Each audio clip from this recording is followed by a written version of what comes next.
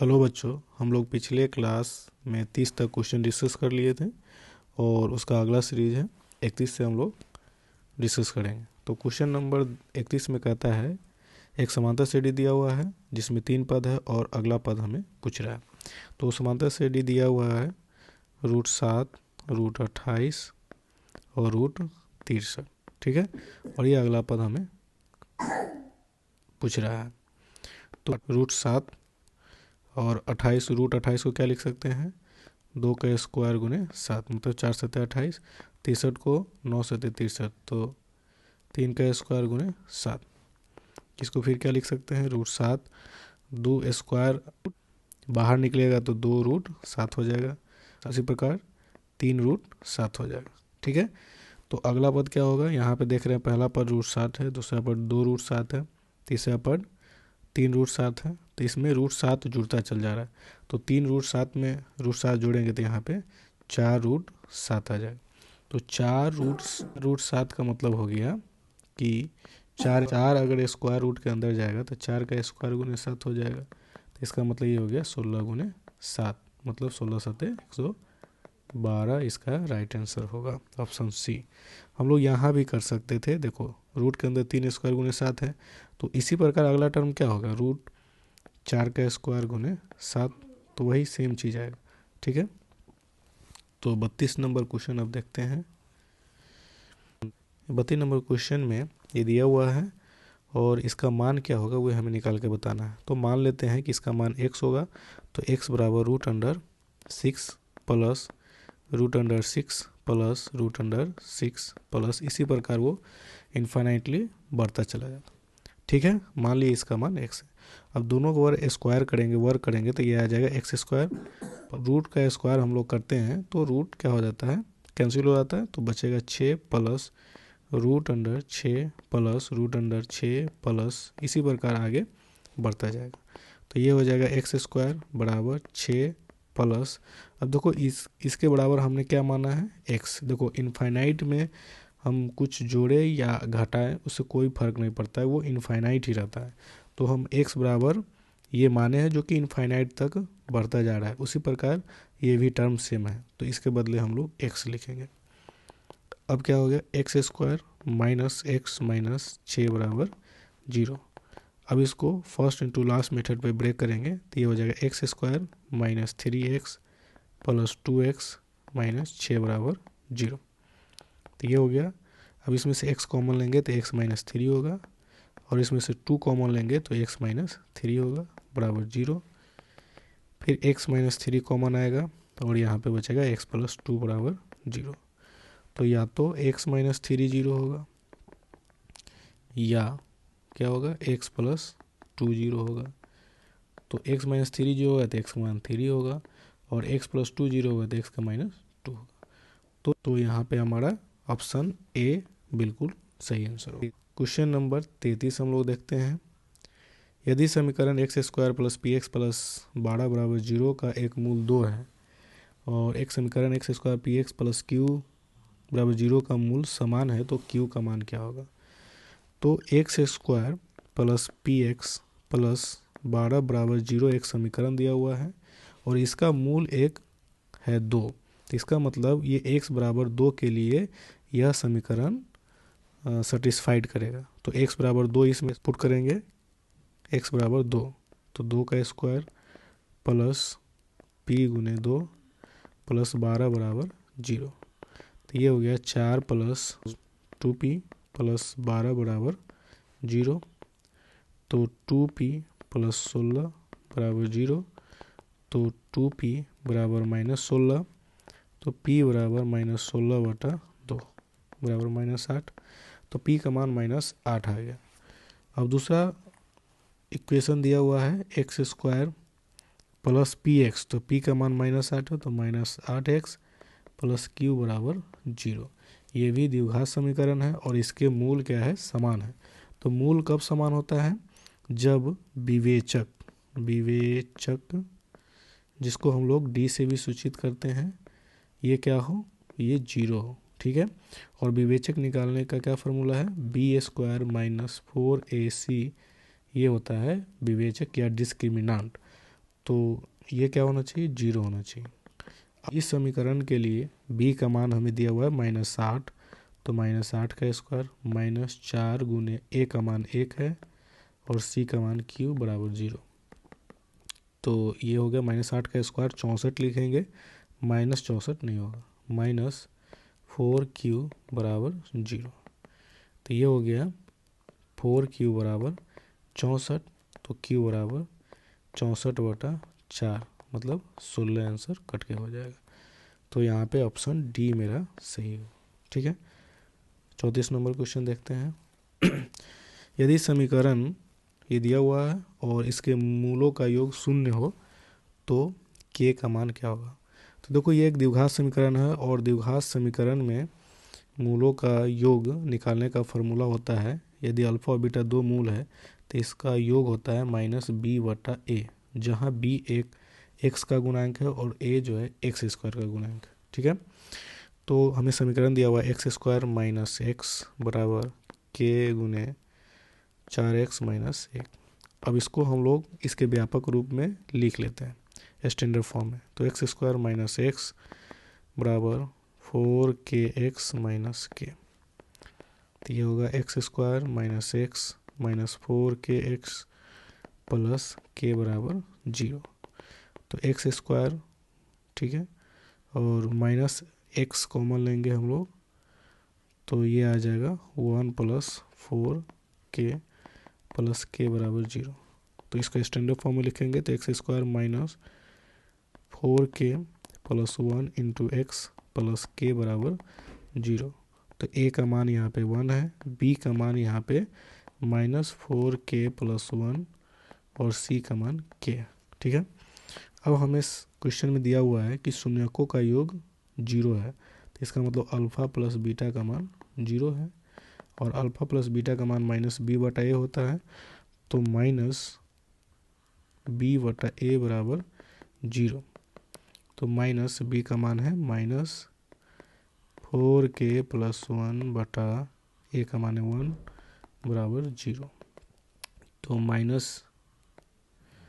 Minus से minus में multiply होगा तो प्लस होगा, तो 4k प्लस 1 बराबर 0।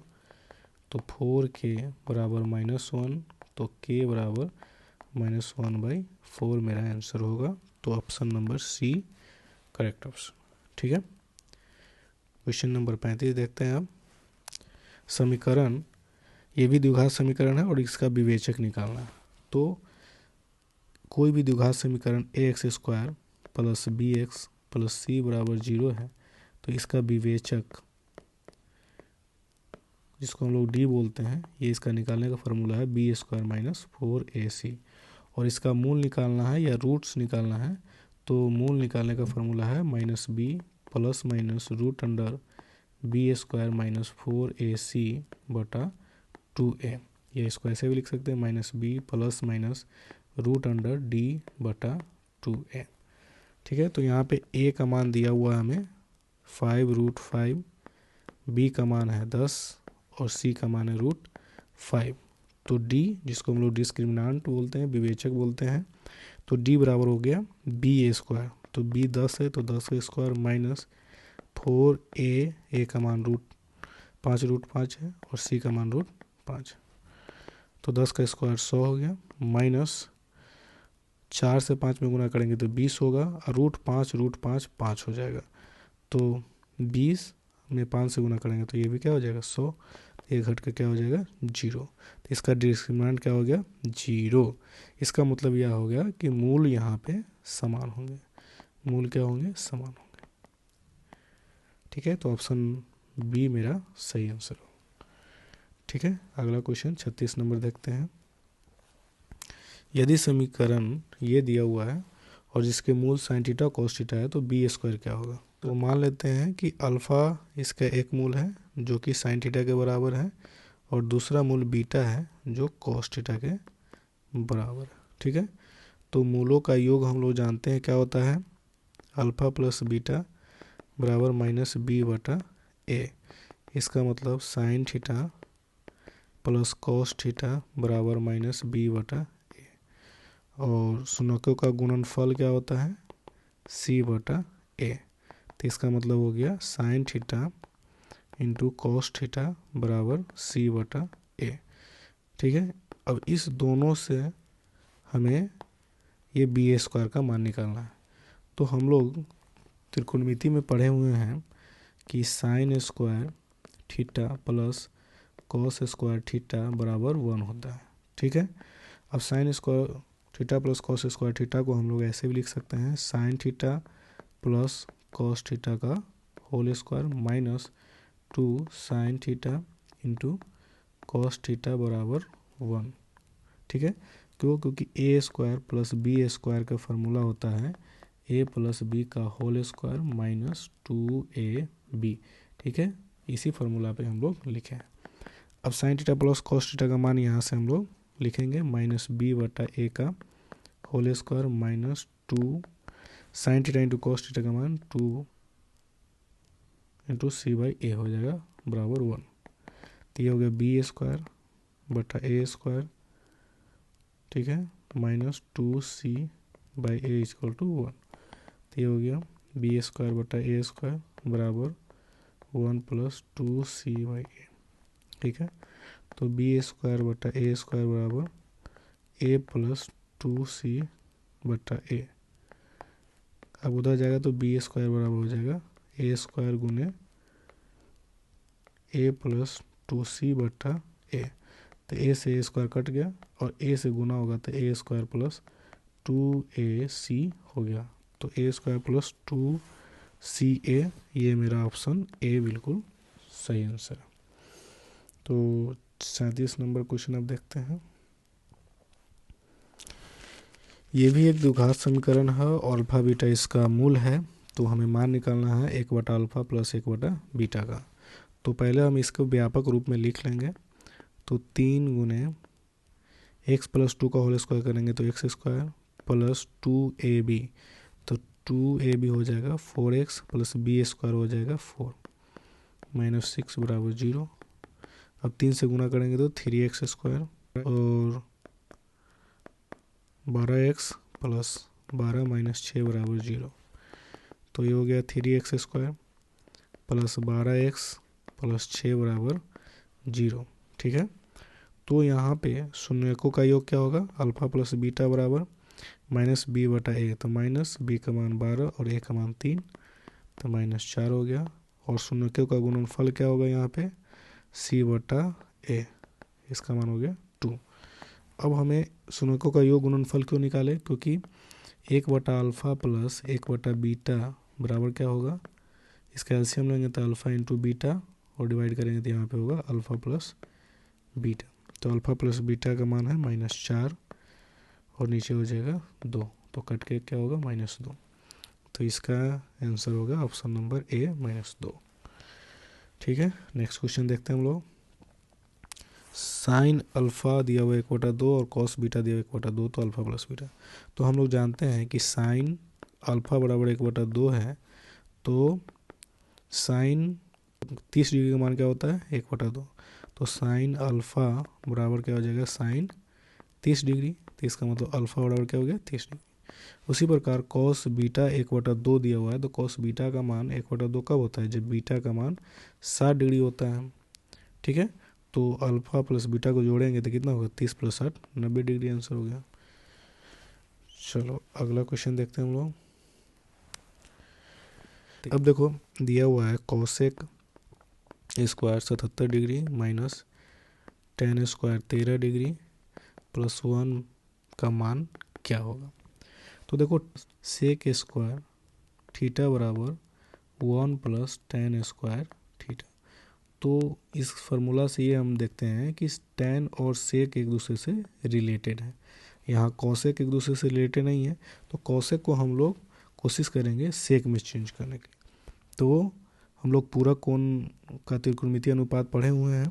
तो 77 को क्या लिख सकते हैं? Cosec square 90 degree minus 13 degree, ठीक है, minus tan square 13 degree plus 1।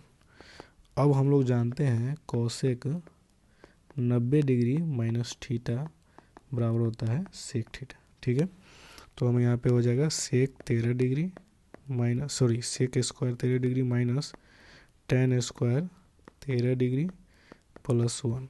यहाँ पे देखोगे तो sec square theta minus tan square theta बराबर हो जाएगा 1। तो इसका मान क्या हो गया 1, तो 1 + 1 बराबर 2 मेरा राइट आंसर होगा, ऑप्शन नंबर डी। ठीक है, चलो 40 नंबर क्वेश्चन देखते हैं हम लोग। यदि ए बी का मान 45 डिग्री हो, साइन ए साइन बी का मान क्या हो। तो देखो, तो साइन 45 डिग्री हो जाएगा प्लस साइन 45 डिग्री हो गया। ठीक है, तो यहाँ पे क्या हो जाएगा, साइन 45 डिग्री का मान क्या होता है 1/√2 प्लस 1/√2। तो ये हो गया 2 गुने 1/√2। ठीक है, तो ये कट जाएगा, तो ये हो जाएगा √2। तो राइट आंसर क्या हो गया √2, ऑप्शन बी। ठीक है, तो आज के लिए इतना ही। ठीक है।